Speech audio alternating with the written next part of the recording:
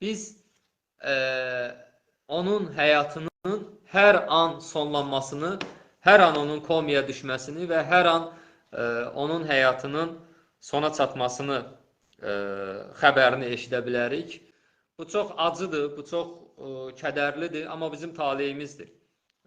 Və nə yazıq ki, Azərbaycan ictimaiyyəti, Azərbaycan cəmiyyəti hələ də bu həbsə öz o verməli olan münasibətini hələ ortaya qoya bilməyibdir. Bizim məsuliyyətimiz ondan ibarətdir ki, biz dəyərli dostlar, bizi izləyən dostlar, bu canlı yayımı izləyən dostlar və izləyəcək dostlarımız Azərbaycanda 5000, 3000 nəfər şəxs onsuz da mübarizə aparırlar.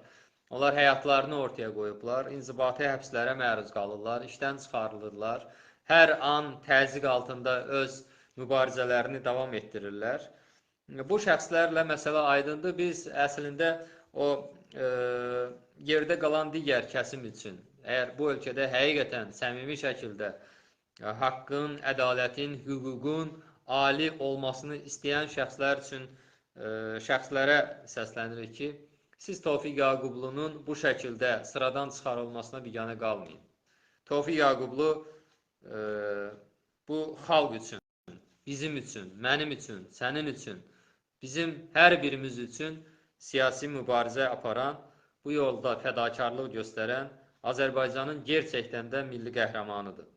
Və biz əlimizdə olan imkanlardan istifadə edərək ona arxa dayaq çıxmalıyıq, ona sahib çıxmalıyıq. Usanmadan onun azadlığını tələb etməliyik. Kim hansı formada bacarırsa, o şəkildə bu tələbi daimi olaraq təkrarlamalıdır.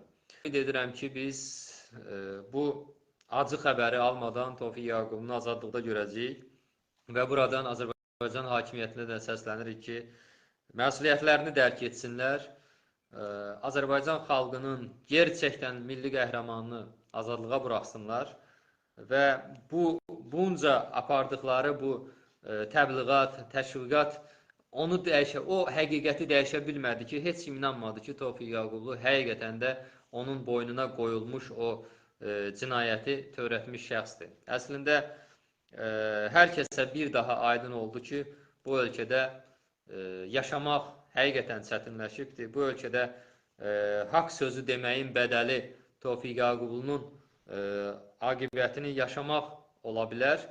Amma bu da çıxış yolu deyil. Çünki Tofiq Yaqublu əgər bizim aramızdan getsə, bu onsuz da hakimiyyətlə xalq arasında çox böyük uçurum var bu günləri və bu uçurumu daha da dərinləşdirəcək. Və bu dərinləşmə də davam etdikcə bu qarşısı alınmaz bir prosesə çevriləcək. Onsuz da Azərbaycan xalqının vəziyyəti, sosial-iqtisadi vəziyyəti, siyasi özünü ifadə forması yetəri qədər yox, çox acınacaqlı bir vəziyyətdədir. Və Azərbaycan əsas gəlir mənbəyi olan bu karbohidrogen ehtiyatları, neftdən, qazdan gələn gəlirlər də günü-gündən azalmaqdadır. Və Azərbaycanı bu templə davam etsə, qarşıda çox böyük sosial-iqtisadi problemlər gözləyir və bunun üzərinə də Tofiq Yaqublunun ölümü bu Azərbaycanda bir xaosun başlanmasına səbəb olar. Nə qədər gec deyil, bu vətən fədaisini azad etmək lazımdır.